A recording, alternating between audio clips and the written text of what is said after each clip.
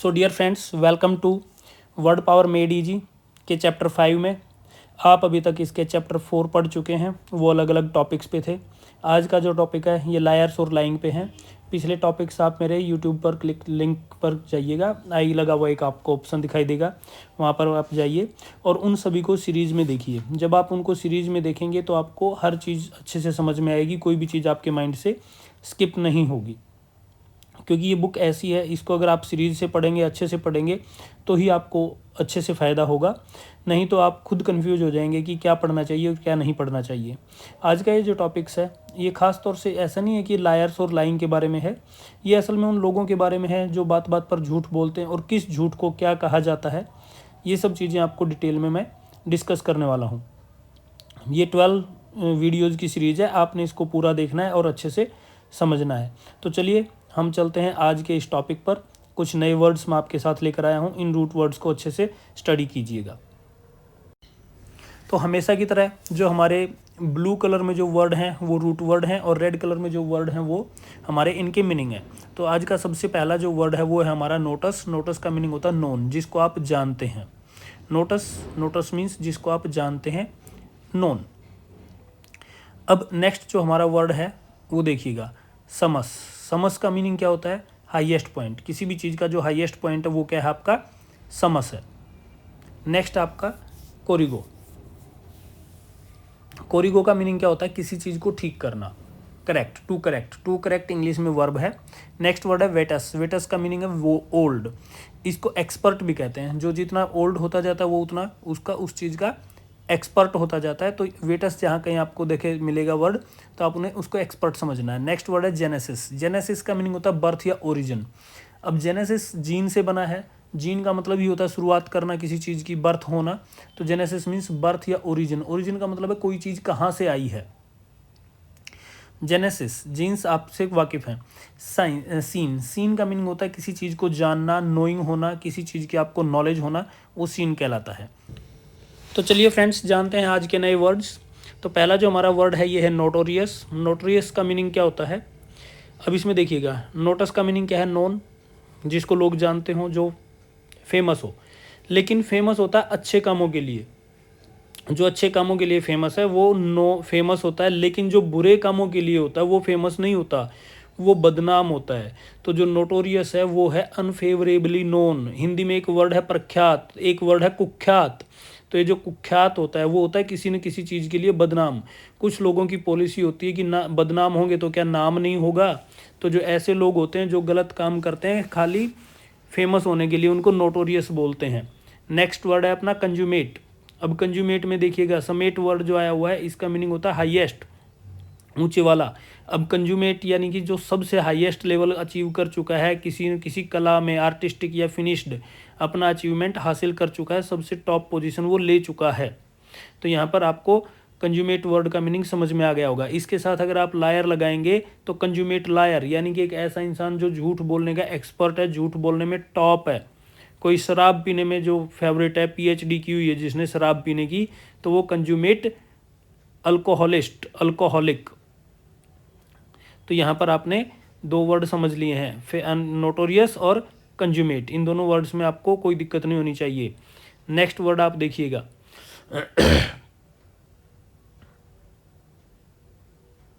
Incorrigible.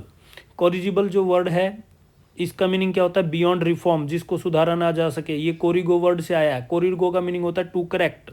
इन मैं आपको chapter 4 में समझा चुका हूँ, जिस वर्ड से पहले इन प्रीफिक्स आ गया इसका मतलब नेगेटिव हो जाता है, उस चीज़ को होना ही नहीं है।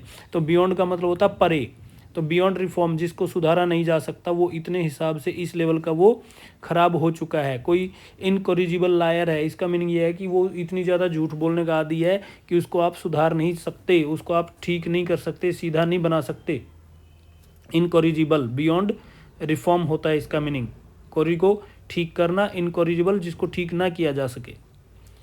तो यहाँ तक आपको ये वर्ड समझ में आ गए होंगे। इनके साथ कोई और आप वर्ड लगाएंगे तो उसका मीनिंग यही हो जाएगा। जैसे कोई ना कोई मिस्टेक की, उसको आप ठीक कर नहीं सकते, ज़िंदगी में कोई भी मिस्टेक होगी उसको आप ठीक नहीं किया जा सकता, तो दैट वाज इनकॉरिजिबल। अब नेक्स्ट वर्ड है इनवेटरेट। अब इसमें देखिएगा, वेटस से आपका बन गया ओल्ड। वेटस यहाँ पे देखेंगे ओल्ड से लिया गया है, ओल्ड का मतलब क्या है, जो काफ़ी टाइम गुजार चुका है, जो काफ़ी टाइम हो चुके हैं, यानी कि लॉन्ग स्टैंडिंग। अब लॉन्ग स्टैंडिंग क्या होती हैं, हैबिट्स होती हैं जो लंबे टाइम तक चलती हैं, जो परमानेंट हैबिट बन जाती है। जो कोई झूठा है, उसको झूठ बोलते बोलते टाइम काफ़ी हो गया है, तो वो इनवेटरेट लायर हो गया है। तो लॉन्ग स्टैंडिंग हैबिट क्या होगी आपकी, इनवेटरेट। इनवेटरेट का मीन होता है लंबे टाइम तक रहने वाली कोई चीज़। नेक्स्ट वर्ड आपका कॉन्जेनिटल। अब कॉन्जेनिटल में जो कॉन है, ये मैं आपको नेक्स्ट स्क्रीन पे पढ़ाने वाला हूँ। जेनिटल, जेनिटल जो है जेनेसिस से बना है, जिसका मीनिंग होता है बर्थ। अब यानी कि कॉन का जो मीनिंग है वो होता है साथ, किसी चीज़ के साथ। तो अब जेनिटल का मीनिंग क्या हो गया, जो बर्थ से हो। तो ऐसी प्रॉब्लम्स जो बाय बर्थ हों, जो फ्रॉम बर्थ हों, जो जन्म से ही, जन्मजात जिनको हम बोलते हैं, जन्मजात है ये चीज़, तो वो उसकी क्या होती है, कॉन्जेनिटल। कॉन मीन्स साथ, जेनिटल मीन्स बर्थ से। तो जो बर्थ से साथ आई हो वो कॉन्जेनिटल है। तो यहाँ पर दो वर्ड आपको ये अच्छे से समझ में आ गए होंगे। एक और वर्ड नेक्स्ट देखिएगा। अब नेक्स्ट वर्ड देखिए, अनकंसियनेबल। अब यहाँ पर इसको सेगमेंट कर दीजिए। अन आप पहले जान चुके हैं, जिस भी वर्ड से जुड़ेगा नेगेटिव, उस चीज़ के बिना। कॉन विद होता है, कॉन का मीनिंग। तो अन और कॉन मिलकर क्या बन गए, विदाउट। सीन का मीनिंग होता है नोइंग, यानी कि नॉलेज, पता होना किसी चीज़ का। एबल, उस चीज़ के लायक, उस चीज़ के योग, उस चीज़ के समर्थ होना। तो अनकॉन्सियनेबल का मीनिंग क्या हुआ, अनकॉन्सियनेबल। सीन मीन्स नॉलेज, जिसको कोई जानकारी ना हो, जो होशो हवास में ना हो, जिसको कुछ अता पता आसपास का ना चल रहा हो। तो विदाउट कॉन्शियंस का मीनिंग हो गया जो होशो हवास में ना हो, जिसको किसी चीज़ का पता ना चल रहा हो। ग्लिब, ग्लिब का मीनिंग, एक ग्लिब अपने आप में एक वर्ड भी है जिसका मीनिंग होता है स्मूथ, लेकिन यहाँ पर जब इसका मीनिंग आता है, ये आता है सस्पिशियली स्मूथ। कुछ लोग ऐसे होते हैं जो बड़ी चतुराई से, बड़ी ही सीधे तरीके से, बिना किसी को पता लगने दिए झूठ बोलते रहते हैं। तो वो सस्पिशियली स्मूथ का मीनिंग हो गया कि जो तुम बोल रहे हो, जो इतना अच्छा लग रहा है सुनने में, इसके ऊपर डाउट हो रहा है कि ये झूठ ही हो सकता है। तो यूज दोनों वर्ड आपको समझ में आ गए होंगे। स्मूथ का मीनिंग चिकना या अच्छाई से। अना एक नया प्रेफिक्स आपका। अना का मीनिंग होता है नेगेटिव, ये जिससे भी पहले लगेगा तो उसका मीनिंग नेगेटिव कर देगा, ये नेगेटिव प्रीफिक्स है। प्रीफिक्स का मतलब जो किसी वर्ड से पहले लगता है। कॉन, कॉन टुगेदर, किसी के साथ होना। सिन या सिम, इनका मीनिंग होता है टुगेदर, इनका मीनिंग भी किसी चीज़ के साथ होना होता है। तो यहाँ पर दो वर्ड आप देख चुके हैं। इन भी एक नेगेटिव प्रीफिक्स है, जो किसी वर्ड से पहले लग के उसका नेगेटिव कर देगा। क्रोनोस होता है टाइम, टाइम से रिलेटेड जहाँ भी आपको क्रोनोस मिले, समझ लें टाइम की बात हो रही है, लंबे टाइम की। अब पहला वर्ड आपका क्रॉनिक। क्रॉनिक का मीनिंग क्या होता है, going on for long time, जो लंबे टाइम तक चीज़ें चलती रहें। यहाँ पे देखेंगे क्रोनोस से टाइम हो गया, एक आपका वर्ड बन गया क्रॉनिक। तो ऐसी डिसीज या ऐसी कोई भी चीज़ जो लंबे टाइम तक चलती रही हो, जैसे खांसी की बीमारी कई बार बोलते हैं ना, क्रॉनिक कफ हो गया, इसको लंबे टाइम से खांसी थी, बिगड़ गई इसकी खांसी। अनाक्रोनिज्म, अना नेगेटिव कर दिया इसने मीनिंग आपका, अना। क्रोनिज्म, क्रोनोस टाइम से रिलेटेड हो गया। इज्म एक प्रैक्टिस, कोई भी काम करने की आदत। तो अगर आज के ज़माने में किसी के पास नोकिया 1100 फ़ोन है, तो वो क्या है, आउट ऑफ द टाइम है, वो something out of the time. अगर कोई पुराने ज़माने की ड्रेस पहन के आ गया, तो वो क्या है, वो भी आउट ऑफ द टाइम। तो वो दोनों चीज़ें, दोनों एग्जाम्पल क्या है, अनाक्रोनिज्म हो गया। ये सब चीज़ों की प्रैक्टिस जो है अनाक्रोनिज्म। कोई बेल बॉटम पहन रहे अमिताभ के टाइम की, अनाक्रोनिज्म। तो ये वर्ड अच्छे से समझ में आ गया होगा आपको। इनकंग्रुइटी, इन नेगेटिव कर देता है। कंग्रुइटी जो वर्ड है ये प्लेस से रिलेटेड होता है। कंग्रुइटी का मीनिंग ही होता है प्लेस से रिलेटेड। तो इनका मीनिंग हो गया नेगेटिव, तो जो चीज़ प्लेस से बाहर है, something out of place. Something out of place के लिए आप इनकंग्रुइटिव वर्ड का यूज करेंगे। इसका मीनिंग उस जगह से बाहर या उस जगह से दूर का मीनिंग आपको मिलेगा जब आप इसको इन द कंटेक्स्ट पढ़ेंगे, इनकंग्रुइटी। नेक्स्ट वर्ड है क्रोनोलॉजी। क्रोनो का मीनिंग होता है टाइम से रिलेटेड, लॉजी मीन्स स्टडी। आप पहले इस वर्ड को समझ चुके हैं कि लॉजी का मीनिंग होता है स्टडी। तो टाइम की स्टडी जो होती है, एक टाइम की स्टडी क्या होती है, जैसे कोई चीज़ कब होगी, calendar of events in order of occurrence. एक कैलेंडर बना होता है जिसमें पहले से ही हर चीज़ फिक्स होती है कि किस डेट पर क्या घटित होना है, किस डेट पर क्या इवेंट ने मनाया जाना है, कौन सा त्यौहार हम सेलिब्रेट करेंगे। तो ये सब चीज़ें क्या हैं, क्रोनोलॉजी है। क्रोनोलॉजी आप देखेंगे पास्ट में जो इवेंट्स हुई उनकी भी एक कैलेंडर बना होता है कि किस डेट में क्या क्या हुआ, और आने वाले चीज़ों का भी एक इवेंट शेड्यूल होता है।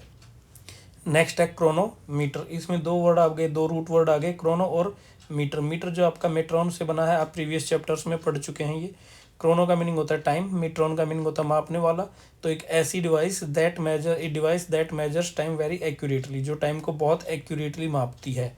तो ऐसी जो डिवाइस है वो क्रोनोमीटर कहलाती है। यहाँ पर दो रूट वर्ड जुड़ के नया वर्ड बन गया है। नेक्स्ट है सिंक्रोनाइजेशन। सिन आप पढ़ चुके हैं टुगेदर। क्रोनो का मीनिंग पढ़ चुके हैं टाइम, तो जो सेम टाइम पर हुआ हो। क्रोनो का मतलब टाइम, और जेसन या एशन जब भी लगेगा तो इसका मतलब हो गया प्रोसेस। तो एक ऐसा प्रोसेस जो सेम टाइम पर दो हुए हों, इकट्ठे हुए हों। तो एक्ट ऑफ ऑकरिंग और causing to occur at the same time. आप जैसे आजकल देखेंगे कि एक ईमेल आईडी दो डिवाइस पर आप चलाते हैं तो वो सिंक्रोनाइज कर देता है दोनों को डाटा का। तो दोनों का डाटा जब एक सेम टाइम पर एक साथ हो गया तो वो आपका सिंक्रोनाइजेशन कहलाता है। तो यहाँ पर एक्ट ऑफ ऑकरिंग और causing to occur at the same time, यहाँ पर यही मीनिंग हो गया है। आप कोई गेम खेलते हैं तो एक दूसरे के साथ जब आप इकट्ठा जोड़ कर खेलते हैं तो वो भी क्या हो गया, सिंक्रोनाइज हो गया। कोई भी इंफॉर्मेशन जो एक टाइम पर दो जगह यूज हो रही है, तो यह कोई भी ऐसी इवेंट है जो चीज़ें आपस में जुड़ रही हैं, तो एक्ट ऑफ ऑकरिंग और causing to occur at the same time. जब दो इवेंट साथ जुड़ रही हो, दो घटनाएं साथ हो रही हो, तो वो सिंक्रोनाइज होता है। तो यहाँ पर आप समझ चुके होंगे इस चीज़ को। जेनेसिस का मीनिंग है बर्थ, ओरिजिन, आप पहले पढ़ चुके हैं ये चीज़ें। अब इससे जुड़े कुछ नए वर्ड देखिएगा। जेनेटिक्स, अब जेनेटिक्स आपको क्लियर हो ही गया, जीन से आया जेनेटिक्स से। तो जेनेटिक्स का मतलब बर्थ। अब जेनेटिक्स होगी स्टडी किस चीज़ की, हेरिडिटी की। अब हेरिडिटी क्या होती है, क्योंकि कहीं ना कहीं से तो शुरुआत हुई होती है ना हमारी। तो हमारी शुरुआत कहाँ से हुई, किस चीज़ की शुरुआत कहाँ से हुई, हेरिडिटी। तो उस चीज़ की जो स्टडी है, हेरिडिटी का मतलब होता है शुरुआत कहाँ से हुई, पूर्वज कौन थे, वो सब चीज़ें genetics. Genealogy, logy means science, study. अब जीन्स की स्टडी क्या कहलाती है, अब हमारे जीन्स कहाँ से आए, हमारे पूर्वजों से। तो हमारे पूर्वजों से जहाँ को जीन्स कहाँ से मिले, उनके पूर्वजों से। तो वो जो स्टडी ऑफ एंसेस्ट्री कहलाएगी, पूर्वजों की जो स्टडी कहलाएगी वो जेनोलॉजी कहलाई जाएगी। नेक्स्ट वर्ड आपका देखिए जेनिटल्स। अब जेनिटल्स बर्थ से रिलेटेड हो गए। अब बर्थ किन से होगा, रिप्रोडक्टिव ऑर्गन से। हमें जो बर्थ देने वाले ऑर्गन्स हैं, मेल फीमेल के आप पढ़ चुके हैं, वो जेनिटल्स कहलाते हैं, रिप्रोडक्टिव ऑर्गन्स। एम का मीनिंग होता है इन किसी चीज़ के अंदर होना। तो अब इससे नेक्स्ट देखिए टैली। टैली का मतलब होता है दूर का, डिस्टेंस। आपने टेलीविजन, विजन माने देखना है, टेली मीन्स दूर से, तो दूर से देखना है डिस्टेंस से। यहाँ पे टैली क्लियर हो गया आपको। टेलीविजन दूर का देखना, दूरदर्शन, इसीलिए उसको दूरदर्शन कहा जाता है। इसी तरह आपका टेलीफोन, फोन का मीनिंग साउंड और टेली का मीनिंग दूर से। तो जो दूर से आने वाली साउंड है वो क्या कहलाई, टेलीफोन। टैली के और भी बहुत सारे वर्ड मीनिंग बनेंगे जो हम आगे डिस्कस करने वाले हैं। नेक्स्ट वर्ड आपका एंटी। एंटी का मीनिंग क्या है, अगेंस्ट, किसी चीज़ के विरुद्ध होना, किसी चीज़ के खिलाफ होना। नेक्स्ट आपका सिम आप पहले भी पढ़ चुके हैं, टुगेदर। पैथोस का हमने पहले पढ़ा था, डिजीज, बीमारी। लेकिन अभी एक नया वर्ड भी आपने सीखना है, इसका मीनिंग एक फीलिंग भी होता है। फीलिंग मतलब आप सभी जानते हैं कि फीलिंग क्या होता है, भावनाएं, एहसास किसी भी चीज़ का। तो ये आपने अच्छे से समझ में आ गया होगा। अब इससे जुड़ा हुआ वर्ड देखिएगा, सिंपैथी। सिम का मीनिंग आप पढ़ चुके हैं, टुगेदर। सिंपैथी, पैथी मीन्स बीमारी, यहाँ पर फीलिंग। अब नया वर्ड हमने फीलिंग समझना है, तो sympathy, sharing, understanding someone's feelings. SIM का मतलब हो गया टुगेदर। अगर हम सामने वाले की भावनाओं जैसा ही हम फील कर रहे हैं तो हम सिंपैथी फील करेंगे, हम उसके प्रति सहानुभूति दिखा रहे हैं। नेक्स्ट है टेलीपैथी। अब टेली का मीनिंग हो गया दूर से, पैथी का मीनिंग हो गया फीलिंग्स। तो दूर से हम किसी की भावनाएं शेयर करते हैं, बैठे बिठाए हमें किसी की अचानक याद आती है, तो वो क्या है, कम्युनिकेशन फ्रॉम डिस्टेंस। और वो भी हमें उसी टाइम पर फ़ोन कर देता है, याद आ जाती है, टेलीपैथी। नेक्स्ट है एंटीपैथी। एंटी अलग कर दो, पैथी अलग कर दो। पैथी का मीनिंग फीलिंग्स, एंटी का मीनिंग उसका उल्टा, यानी कि नेगेटिव मीनिंग हो गया। अब फीलिंग्स का नेगेटिव, लाइक फीलिंग को अगर हम मीनिंगलेस, लाइक करना, पसंद करना, तो उसका उल्टा क्या बनेगा, नापसंद करना। तो किसी चीज़ के प्रति आपकी कोई नापसंदगी है और वो भी हाई लेवल की है, यानी कि जिसको हम नफ़रत का लेवल कहते हैं, घृणा का मतलब लेवल कहते हैं, तो स्ट्रॉन्ग डिसलाइक। नेक्स्ट उसी तरह अपैथी, ए का मीनिंग हो गया उस चीज़ के बिना, अपैथी मीन्स फीलिंग, तो फीलिंग्स के बिना क्या चीज़ होगी, apathy. Apathy means lack of feeling, lack का मीनिंग होता है किसी चीज़ की कमी होना, अब जिसमें फीलिंग्स की कमी है वो क्या है, अपैथी। आपको 2 वर्ड क्लियर हो गए हैं। अब एम्पैथी, एम सिनोनिम्स हो गया, एम का मीनिंग है इन, किसी चीज़ के अंदर होना, पैथी का मीनिंग क्या है, फीलिंग्स, तो किसी के फीलिंग्स के अंदर जाना। अब किसी की फीलिंग्स के अंदर जब हम जाएंगे तो उसको क्या करेंगे, हम आइडेंटिफाई करेंगे, उसको पहचानेंगे। तो किसी दूसरे की फीलिंग्स को पहचानना, किसी दूसरे के हालात को समझना क्या कहलाएगा, आपका एम्पैथी। तो जब हम किसी सामने वाले की फीलिंग्स को अच्छे से समझ लेते हैं तो इट मीन्स वो हमारे क्या होगी, एम्पैथी होगी, दूसरों की फीलिंग्स को समझना। नेक्स्ट आपका ग्रेक्स, ग्रेक्स का मीनिंग या ग्रेगिस का मीनिंग होता है हर्ड या फ्लॉक, ग्रुप जिसको हम कहते हैं। कलेक्टिव नाउन जब बनते हैं तो उसको हर्ड या फ्लॉक कहा जाता है। ग्रुपिंग की कोई भी चीज़ है, ग्रेक्स या ग्रेगिस है जो ग्रुप में है। ई एक सफिक्स है जिसका मीनिंग होता है आउट, उस चीज़ से बाहर या उस चीज़ के बिल्कुल दूर। ओमनी, ओमनी का मीनिंग होता है ऑल, जो हर कहीं हो, जो सब जगह हो, ऑल जिसमें सब कुछ हो। नी एक प्रीफिक्स है जिसका मीनिंग होता है नेगेटिव, नेगेटिव मीनिंग ही देगा ये आपका। प्री, प्री का मतलब होता है पहले, जैसे प्री नर्सरी, नर्सरी से भी पहले। से का मीनिंग होता है अपार्ट, दूर होना, किसी चीज़ से दूर होना का जो मीनिंग है वो से आता है। अब इससे जुड़े हुए वर्ड देखिए, एग्रीगियस, एग्रीगियस में क्या हो गया कि ग्रेगिस आपका प्रीफिक्स वर्ड हो गया, इसका मीनिंग हो गया ग्रुप। अब ई का मतलब हो गया आउट, तो जो ग्रुप से आउट हो। अब ग्रुप, एक ग्रुप बना हुआ है सेम काइंड के लोगों का, सेम क्वालिटी के लोगों का, तो उस ग्रुप से जो भी चीज़ बाहर है वो क्या होगी, एग्रीगियस। अब एग्रीगियस क्या हुआ, ग्रुप से बाहर क्यों था, क्योंकि वो बुरा था। तो आउटस्टैंडिंगली बैड, जो दूर से ही आपको औरों से अलग करता है, आपकी बुरी पहचान बनाता है, वो क्या हो गया आपका आउटस्टैंडिंगली बैड। नेक्स्ट है ओमनीसियंस, ओमनीसियंस, ओमनी का मीनिंग होता है ऑल और सियंस का मीनिंग होता है नॉलेज। ओमनी का वर्ड आप पढ़ चुके हैं, तो ओमनीसियंस जिसको सब नॉलेज हो। अब जिसको सब नॉलेज होती है वो क्या होता है, इनफाइनाइट नॉलेज। इनफाइनाइट का मीनिंग यहाँ पर ऑल है, अनंत, जिसका कोई अंत ही ना हो। प्री साइंस, अब साइंस का मीनिंग क्या है, नॉलेज, और प्री का मीनिंग क्या है, बिफोर। तो यहाँ पर 2 चीज़ें जुड़ गई, प्री और नॉलेज। प्री का मतलब पहले, एक प्री का जो मीनिंग है वो फोर भी होता है, फोर का मतलब होता है पहले से ही। नॉलेज मीन्स ज्ञान होना, जैसे कई बार कहते हैं ना अंदेशा होना, शक होना, तो वो सब चीज़ें क्या है आपकी प्री साइंस है, पहले से ही कुछ पता होना। नी साइंस, साइंस माने नॉलेज, नी मीन्स नेगेटिव, यहाँ पे देखिएगा नेगेटिव प्रीफिक्स है। तो नी साइंस का मतलब क्या हो गया, जिसको नॉलेज ना हो, यानी कि ऐसा कौन होता है, इग्नोरेंस, बेवकूफ़ी। नॉलेज ना होना, इग्नोरेंस, जिसको नॉलेज ना हो, इग्नोरेंस है आपका। तो 2 वर्ड यहाँ पर क्लियर हो चुके हैं आपके। ग्रेगेरियस, ग्रेगेरियस, ग्रेगियस क्या है, हर्ड या फ्लॉक, ग्रुप, टुगेदरनेस। अब कौन होंगे, जो एक साथ रहते होंगे, तो जो एक साथ रहते हैं वो ग्रुप में रहेंगे। तो हर्ड और फ्लॉक का क्या हो गया, जो फ्रेंडलीनेस, अब आपस में रहेंगे तो उनमें आपसी दोस्ती तो बनेगी ना, तो वो सब चीज़ें क्या हो गई आपकी फ्रेंडलीनेस या ग्रेगेरियस आपका बन गया यहाँ पर। तो नेक्स्ट आपका कॉन्ग्रीगेशन, कॉन जो है इसका मीनिंग होता है साथ, ग्रेशन मीन्स ग्रुप। अब किसी चीज़ों को आप एक साथ रखोगे तो वो क्या हो जाएगा, इकट्ठा करना। तो मैसिंग टुगेदर, मैस का मीनिंग होता है ग्रुप बनाना, इकट्ठा करना, एक साथ जोड़ के चीज़ों को इकट्ठा करना, आपका कॉन्ग्रीगेशन कहलाता है, इकट्ठा करना। सेग्रीगेशन, से का मीनिंग क्या होता है, अपार्ट, से आप देख सकते हैं इसका मीनिंग क्या है, अपार्ट, दूर करना, अलग करना। ग्रेशन मीन्स जो ग्रुप है, जो हर्ड है आपका, उससे अलग करना। तो अलग करने के लिए हमारे पास एक वर्ड है एक्सक्लूजन, एक्सक्लूजन का मीनिंग होता है बाहर निकालना। तो ग्रुप से किसी को आपने बाहर कर दिया, समाज से बाहर कर दिया, तो वो क्या हो गया आपका सेग्रीगेशन, छटाई कर दिया आपने, सेग्रीगेशन हो गया है। नेक्स्ट आपका एग्रीगेट, अब एग्रीगेट का मतलब क्या है, गेट यहाँ पर क्या है, इकट्ठा करना, होल सारा। एग्रीगेट एक चीज़ों को इकट्ठा करके बताना, उनका टोटल करके बताना।